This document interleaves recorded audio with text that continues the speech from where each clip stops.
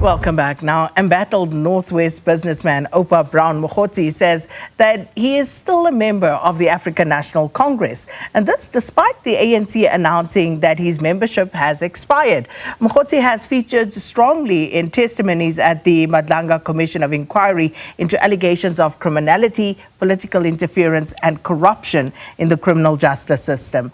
Mogotsi says he's ready to appear before the Madlanga Commission and Parliament's ad hoc committee to state his side of the story. Now, to further discuss these latest developments in this matter, we joined virtually by a research specialist at the Human Sciences Research Council in Development, Capable and Ethical State Division, Dr. Ngqapheli Mchunu. Dr. Mchunu, thanks so much for your time. Welcome to Morning Live. Good morning, Sakin, and good morning to the viewers. Thank you for having me. Just straight into it, Dr. Mchunu, what did you make of what happened yesterday?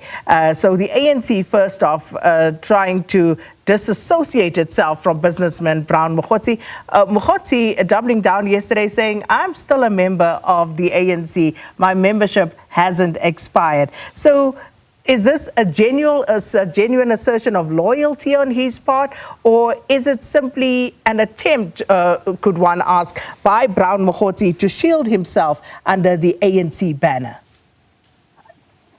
Yes, so I think this was a missed opportunity for the ANC because what they've been saying, especially in the past weeks, is that they are fully supportive of the Madlanga Commission. So if they were acting in good faith, they would have acknowledged that Brown Mogotsi is a member of the ANC instead of maybe making it seem as if he's not a member of the ANC. Because even if his membership had expired, whatever is being accused of would have happened when he was still a member of the party. So even if the membership was terminated or expired, that is being continued. So the ANC should have acknowledged that Brown Mogotsi, if he is still a member, he was a member of the ANC. Yes, he may have not been a prominent member, but he was a member of the party. And on his end, he has been the one who has been most vocal since the July 6th presser from General Ngqapheli. He has been, out of all the first people mentioned, he has been the most vocal. He's spoken the most. He's had quite a lot of interviews. And he also expressed his willingness to go to the Madlanga Commission and the ad hoc committee. So it is clear that he has obviously his side of the story, or he has his own version of the event that he's always happy to share. And I do think that the most helpful position here would be for him to go to these two platforms, the committee and the commission, so that he can also get his version and he can be questioned and basically be subjected to important questions relating to his role on everything that he's been implicated in. And just looking at this Brown Mogotsi's insistence on this ANC membership, could this potentially complicate the ANC's posture before the Madlanga Commission, given that the party, of course, will be at pains to try and distance itself to being tied to state failures that are being probed by the Madlanga Commission? I don't think the ANC will be able to do that simply because some of the main actors that are implicated, including former minister or suspended minister Mchunu, prominent member of the party. So whether or not Mogotsi is no longer a member of the party, they still would not be able to disassociate themselves from what is alleged, simply because there's also now evidence or proof that General Khumalo produced last week at the commission, showing that Brown Mogotsi was obviously in regular contact with Vusmuzi, and obviously it is alleged that that's how the relationship worked, and some requests were being made on behalf of the minister ahead of the July 8th celebrations in Cape Town. So he is clearly someone who was within the political party. And if his membership would have been expired or terminated, that can easily be proven by paperwork. Just show us, okay, fine. What happens when a member of the NC's party his membership is expired? What happens then? So do you write to them or do they get to you? So that can easily be proved. But I don't think that is the position to take if you're the ANC, simply because most of what happened would have happened whilst Mogotsi was a member of the party. So it doesn't matter now that he's no longer a member post the Madlanga Commission, but the fact that what is being alleged happened during his time as party member, that is the reality that no one can run away from. So, if we look at what the ANC is saying now, is this about reputational damage and trying to contain it as far as possible? Because if you think about the timing of the party distancing itself from the issue, you know, it does speak to perhaps a sense of trying to contain the damage.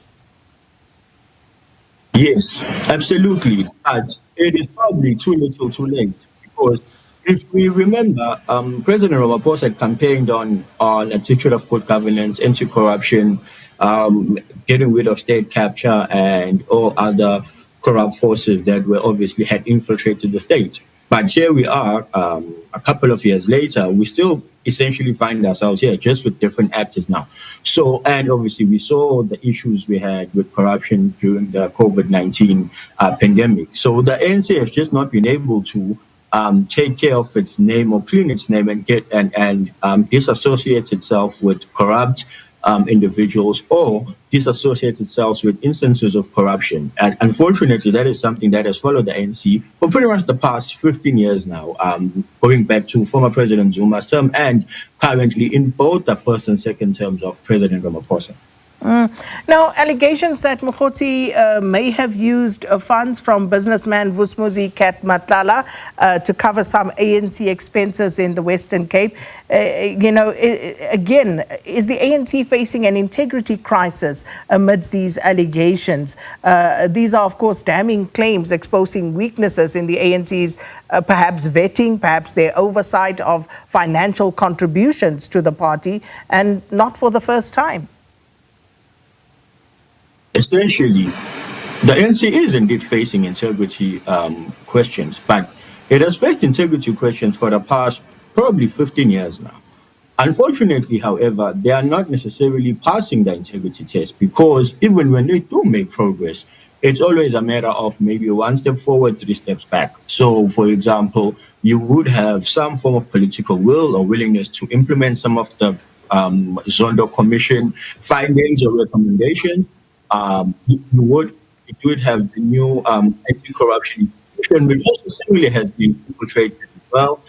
So whenever the leadership or the government tries to fight corruption, it also kind of shoots itself in the foot by essentially having a scandal of corruption implicating its very own members. So they are facing an integrity question, and they are not necessarily doing anything to clear themselves from that. And based on what we're seeing so far, it is still early days, of course, but based on what we're seeing so far, there's no evidence to suggest that the ANC has any commitment of clearly or of properly essentially cleaning itself up and getting rid of corrupt forces within the party. Does this send any particular signal about the factional undercurrents within the ANC, Dr. Mchunu? I think these matters will essentially form or they will create some form of a factional battle because typically what happens within the ANC is that there will be a policy position or a contentious issue that will divide members. So the members will either be for or against, and that's how factions tend to emerge. And one would have thought, of course, that probably by 2027, when the party sits or sits for its national conference, the issue of corruption or governance would not be as prominent or as high up the agenda as it's been in NESREC 2 in 2022 and NESREC 1 in 2017. However, seemingly, given what is happening, there is a strong likelihood that factions will be formed based on a particular position. We may again get to see a quote-unquote anti-corruption slate, which may not necessarily produce what South Africans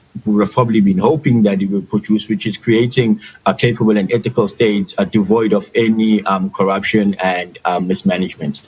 And listening to Brown Mogotsi in an exclusive interview with SABC yesterday, insistent that he's ready to appear before the Madlanga Commission and, of course, Parliament's ad hoc committee.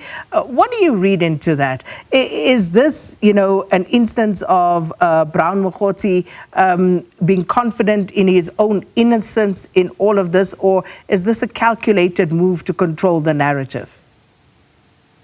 It's a bit of both.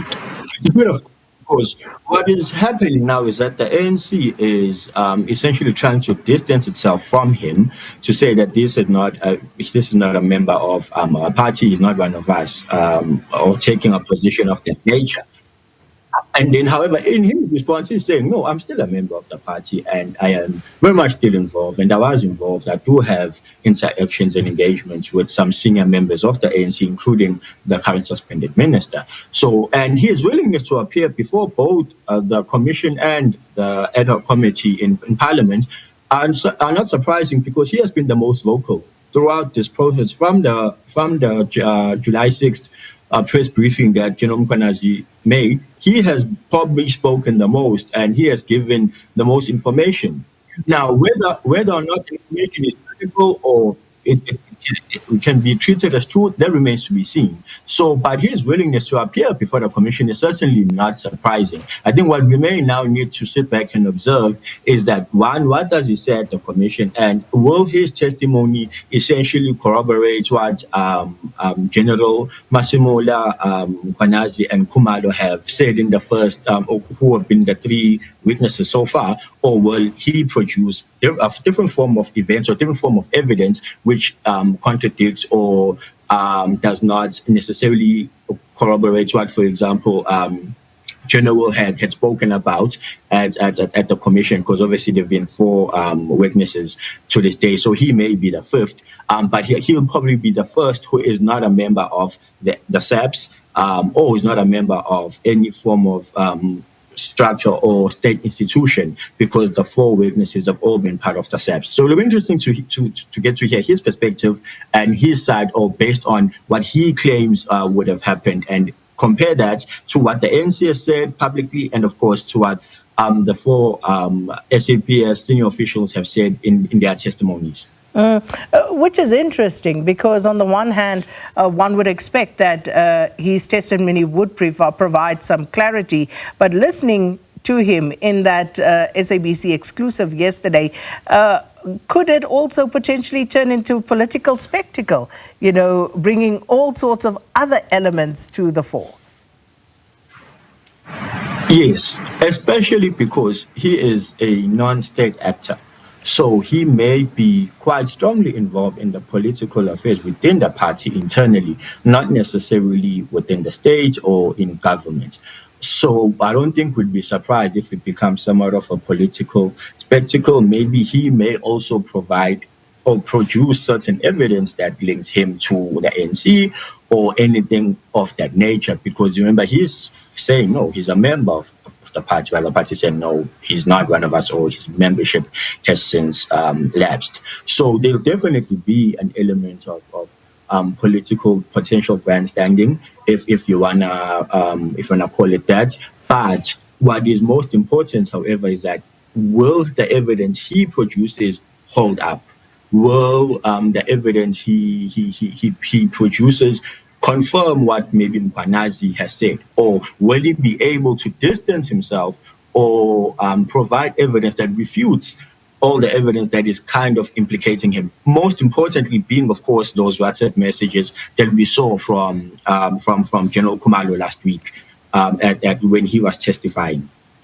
Or will he open up a whole new can of worms, given where he took that interview yesterday in terms of other revelations? But we'll leave it there. Thank you so much, Dr. Ngqapheli Mchunu, who's the Human Sciences Research Council in Developmental, Capable and Ethical State Division's head, and for some analysis on what was revealed yesterday by Brown Mogotsi in an exclusive interview with SABC News. Please go to our website if you want to have a look at that, and also some podcasts available.